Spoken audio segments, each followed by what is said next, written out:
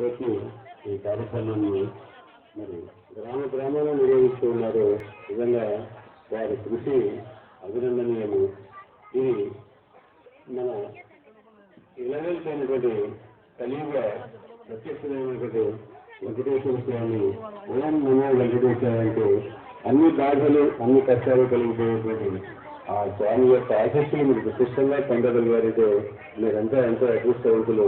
ఆ అదృష్టాన్ని కల్పించినటువంటి ఈ శ్రీనివాస నిత్య కళ్యాణ ధార్మిక సంస్థ ఇప్పటికే చాలా కళ్యాణాలు నిర్వహించింది, ఇంకా ముందు కూడా నిర్వహించబోతుంది.